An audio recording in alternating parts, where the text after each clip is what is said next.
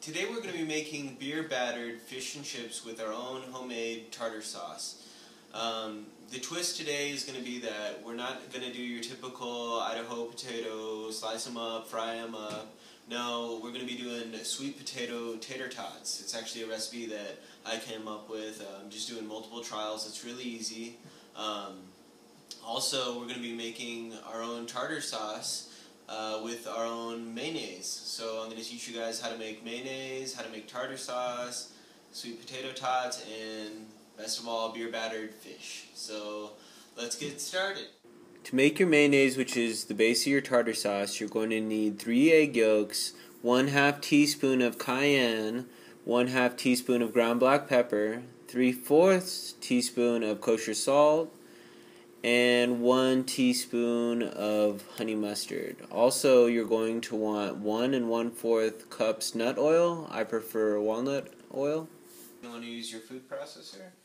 Dump in your 3 eggs. Make sure that they stay together. And then you're going to want to add your honey mustard.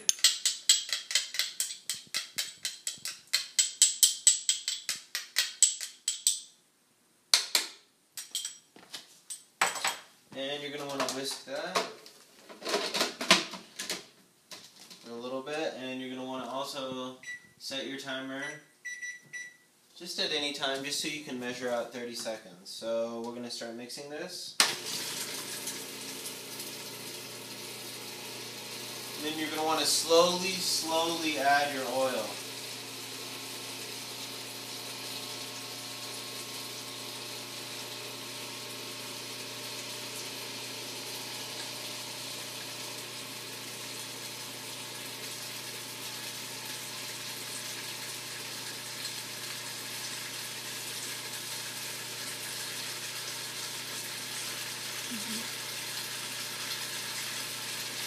Very slowly.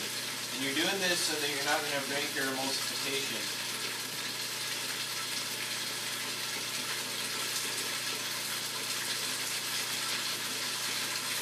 After the 30 seconds, you can start adding it a little bit faster.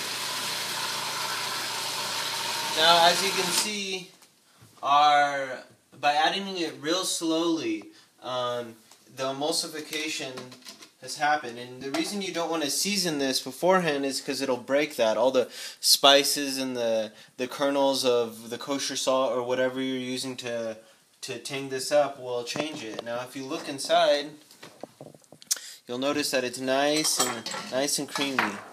Now, this by itself is actually a really healthy form of mayonnaise, but you do want to flavor it up a little bit. If you're using the nut oils, it's actually one of the healthiest types of oils you can use, and your mayonnaise will definitely not be processed or anything like that. And you can actually store this for about 3 to 5 days. Make sure to give it a good smell. Now you're going to want to flavor your mayonnaise once you have it established. So we're going to use 2 tablespoons of lemon juice. Now you can use an actual lemon. If you want, just 1 lemon, but if you measure it out, it's about 2 tablespoons per lemon, 2 to 3, depending on how big the lemon is. So, and we're also going to add our kosher salt and our black pepper and cayenne for a little bit of kick. And so, I'm actually going to take this. No, it's okay. So you're just going to want to turn this on.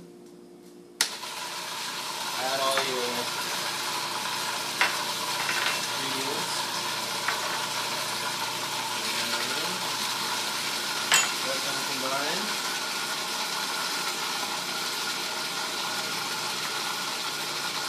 So if you just look at it, this is what our mayonnaise look like. It's a little bit, a slight bit of heat from the cayenne. You can really taste that lemony flavor, and also the salt kind of brings it all together. So it's just looking really beautiful. Okay, so now that we've got our beautiful mayonnaise over here, look how beautiful it is.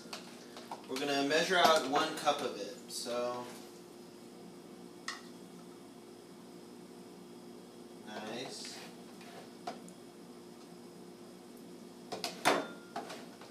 And this recipe recipe probably only produces about a cup to begin with, but we'll see how much we can get out. That's about a cup. Pour it over here into our bowl. And this is the base of our tartar sauce. Actually, all tartar sauces are indeed mayonnaise based. So now we got our cup of our homemade mayonnaise. Nice and light. Tastes really good. It doesn't have that processed taste of like the Hellman's Mayo or whatever else. It's actually really good. So next we're going to use our tablespoon of dill relish. This is a pickle relish. Kind of adds that nice vinegary taste that you're used to. So we just want to add one of those. And also 1 tablespoon of minced onion.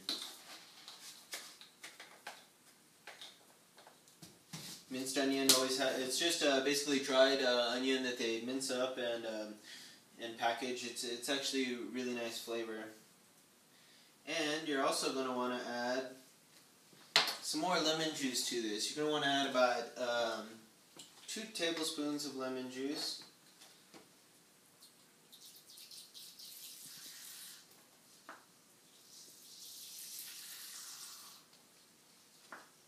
And you're going to want to mix this up.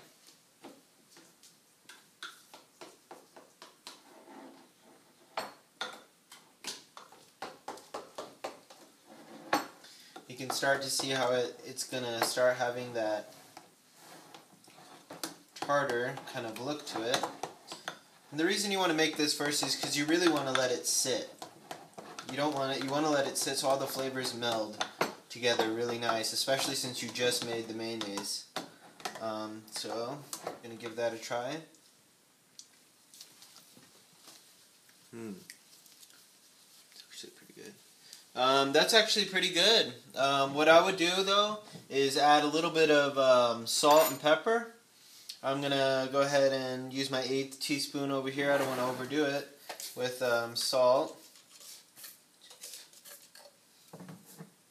Actually, I've got to do 2 of those. 2 1/8 teaspoons of salt and 1 of some ground black pepper. Mix that around again. Should get it all off of the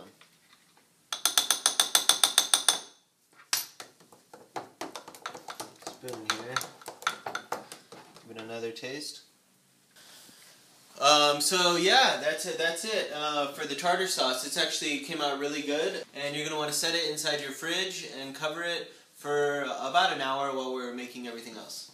This is our little twist on our fish and chips. So we already made our homemade mayonnaise, and we already made our homemade tartar sauce with that mayonnaise. So now we're going to be making a little bit different of chip for the fish and chips. Typically you get your Idaho potatoes thrown on the fryer, but today we're actually going to be doing Sweet Potato Tots. It's actually a recipe that I had tried multiple times. I just used to throw the potatoes, whatever Idaho yams, into the fryer, and it just stuck to the bottom, and it didn't really work at all. I even tried a little bit of oil, a lot of oil. So this took me a little while to figure out. So basically all I'm doing is I have a washed yam right here, pretty big one. So basically all you do is you wash it and then you start grating it. And it grates the same way that cheese does, really. With the moisture content that's naturally in potatoes. It actually works pretty easy. It's not hard to do at all. So I did 1 cup and 4 tablespoons of flour and 1 tablespoon of kosher salt. And basically you're just trying to get all the moisture out. Get these all mixed up over here. So over here we have 5 cups of vegetable oil. I'm going to go ahead and put that on medium-high. Okay. So while your oil's heating up, you're going to want to start foaming your little tater tots. And what I would do is just put them in a little hand-sized balls like that. The way you can tell that your vegetable oil is ready for frying is just grab a pinch of your flour, drop it in, see how it sizzles? That means that it's perfect. It's perfect. It's ready for frying. So I like to use a wok strainer. They just actually a little wok strainer. Yeah, I believe is what they're called. So I like to use a wok strainer to dip them in. So I just get a couple on there. Make sure that they're separate because they will combine, and just drop them in.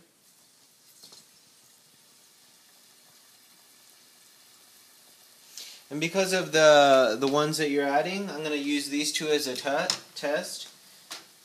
Let me know how long they need to fry for. Now anytime you're frying, anything you add to it is going to lower the temperature of the cooking oil. So what you're going to want to do is just make sure that you always let it reheat.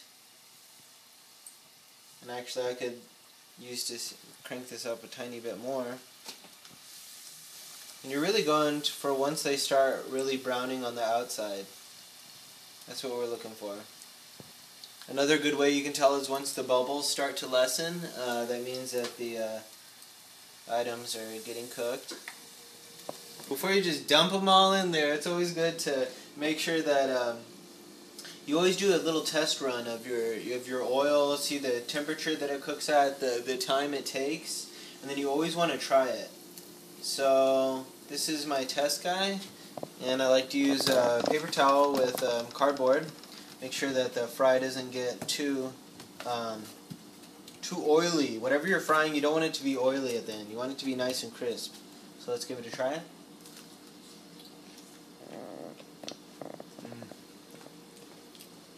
It's just the perfect amount of salt, just the perfect amount of flour to keep it together, not really to do anything to it, but keep it together. As you can tell, it's crispy on the outside and nice and soft on the inside. So now that I've done my test fry, I know the temperatures I can do the rest at. If you look at this guy right here, you can just split them in half. If you can cut them in half that easily, you'll know that it'll be good. You can start doing bigger clumps of this, and I'm just letting the oil heat up a little bit. I'm going to put a bunch on here. Just drop them in. Add a handful more. Drop them in. Handful more. Just drop them in. Now you're going to want to stir them around to make sure that none of them stick together. Now the reason I like sweet potato tots, it's just they're a nice twist. Like not everyone expects to eat sweet potato tater tots. They're used to that typical Idaho potato, russet potato, what have you. And then they're just used to, just throwing them in the thing, cutting them up a certain way, very uniform. I like a more unique, twist to my fish and chips. So we already made our homemade mayonnaise. We already made our homemade tartar sauce. Now we're making homemade tater tots. Everything I like to do, I like to make as much as I can of the ingredients themselves. Some things that I don't even bother with are ketchup, but if it's mayonnaise, if it's tater tots, if it's tartar sauce, if anything that I can make at home, I try to make, because we eat so much processed stuff these days that why not just have a good home cooked meal that's easy to do and just tastes infinitely better. The mayonnaise, this is the second or third time I've made it, and in all honesty, it tastes way better than anything you would buy in any store. If you ever look on an ingredients list and you don't understand what is on the ingredients list, that's when I try to make it. That's when I don't approve of the way it's made, how it's manufactured. It just comes out of some factory somewhere. There's no love in the food, and that's what I like to try to put in the most of. You can really taste it. any fast food joint you go to, it's rushed, it's processed, it's get this out in 2 minutes, and that's not what cooking, that's not what good food is. Good food it takes time. Good food, you got to put the love into the food, and you can taste it. You can really taste it. They're really good. Nice and crispy on the outside, and nice and fully cooked on the inside is what you want. Now we're going to start making our beer battered fish. I prefer cod, flash frozen. A lot of the time, flash frozen actually becomes fresher than that already thawed stuff that you're getting at the supermarket. I highly recommend flash frozen. They just catch it, clean it, and then they freeze it immediately after, so it locks in that nice flavor. I like to use cod because it's a nice, clean flavored fish. Some people, will do tilapia or other more like fishy tasting fish, but I highly prefer cod for beer battered fish and chips. So in here we have 2 cups of flour. Then we're going to add, to season our flour, I like to add half a teaspoon of ground black pepper, 1 teaspoon of kosher salt. I always use kosher, and a half teaspoon of cayenne, and a half teaspoon of Spanish paprika. Now there's 3 different types of paprika. I prefer Spanish, it's usually smoked, and we're just going to give that a little stir. And what you're doing here is you're basically seasoning your flour.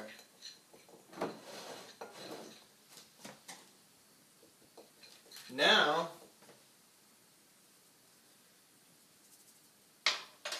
we're going to do our next part, which is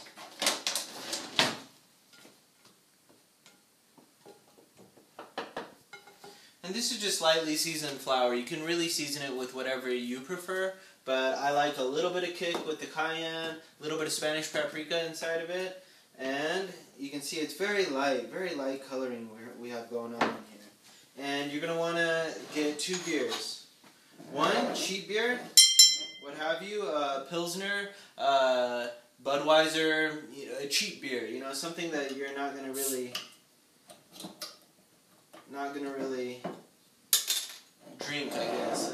I don't really prefer it. And then your second beer, you're going to want to get a nice beer that you enjoy drinking. I prefer stout. I actually have a stout collection. I think I got like 78 in the making. Now you're not going to cook with the second beer. You're only going to cook with the first beer. So the second beer is really just for you. It's just a nice little add-on for making beer battered fish and chips. So basically you're going to want to stir this around. It's a 1 12-ounce cheap beer. What I mean by cheap is like a really a cheap beer, like a Pilsner or a lager, something really low in alcohol content. You don't want something with a lot of nutrients or really like high, like a stout or an IPA. You don't want anything like that. It's not going to work. So just pour your beer into the mixture of flour, and you're trying to make a batter here with the beer. So you just pour it all in. You're going to want to stir it. Make sure that all of the flour gets incorporated with all that fuzziness and everything.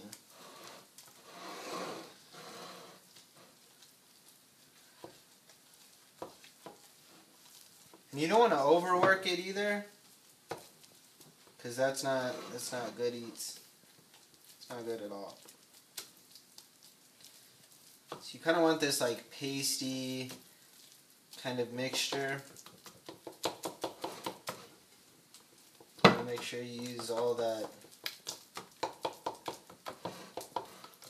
beer and that foam.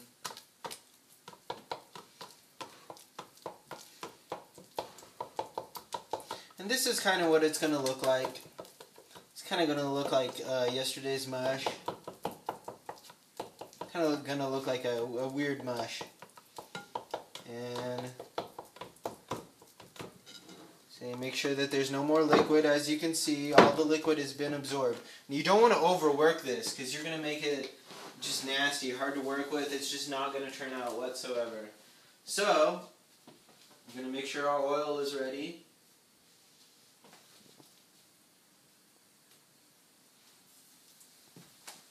So I added a tiny bit of my batter, and I can tell my oil is ready because you can see it frying immediately.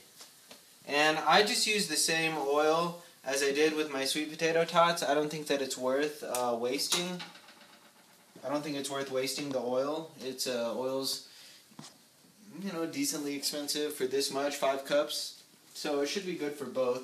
And you always want to make sure you do your yams first, your sweet potato tots, because you don't want to do any type of meats when you're frying before you do like a vegetable or something. Okay, so then you just, you start coating your fish in the mixture. And this mixture can actually make a good amount of cod. You can make a good, probably like 6 or so cod. I'm just doing 4 right here. Just covering it up. It's okay if it's not perfect.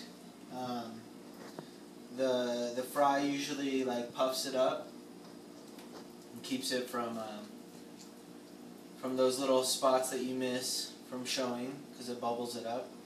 Now you want to be very careful with the spillage that you're going to be getting from cooking all this cod because of the water content in the beer. Water and oil obviously don't really mix, so what we're going to do is we're going to drop them in pretty quickly, one right after the other, and that way we can just fry them all at once. Our test fry came out really nice. If you want to...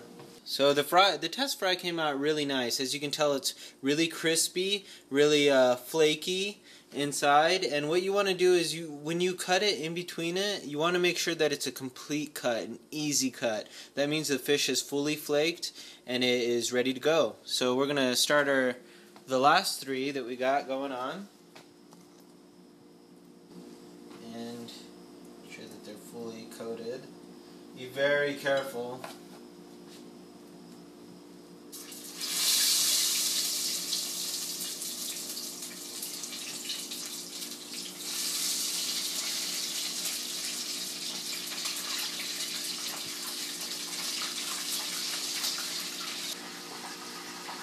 Now cooking time on this I would say is about 5 to 6 minutes or less. It really depends on the temperature that you're cooking at, in all honesty.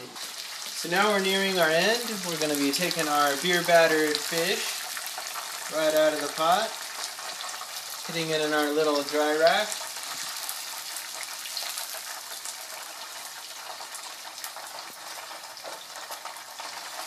So we made a homemade mayonnaise and turned it into a tartar sauce, which is really good. And then we also made sweet potato tots for our fish and chips. This is our twist on it. And then lastly we have our beer-battered fish right over here. And as you can see, the fish has a nice fry to it. So, you can see the nice fry, the nice crunchy fry. So what we're going to do is we're going to put one over here. So there you go. We have beer-battered fish and chips. The spin on this is our chips are made out of sweet potato and we turn them into tater tots. And we also have a homemade mayonnaise, and which we then turned into a tartar sauce. So here we go. Let's try it. Try this guy over here. And we have some lemon. It's always really good on top of fish and chips. Oh, look at that. Just cut that up. You can see that it's flaked nice. All that steam, nice and steamy. Get some of that tartar sauce on top. Their homemade mayonnaise.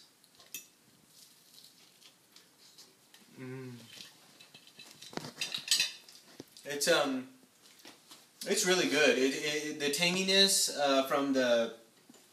from your tartar sauce. It's not too vinegary. It just got the right amount of tang, the right amount of kick to it. And also, we have our sweet potato tots, which are just nice and crunchy and sweet. A little bit of salt.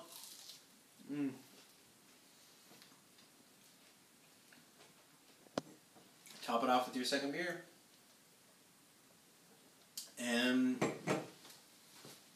that's all you need to make fish and chips right from home. So I hope you guys enjoy. I really love this tartar sauce we made, and I highly recommend trying it at home. Thank you.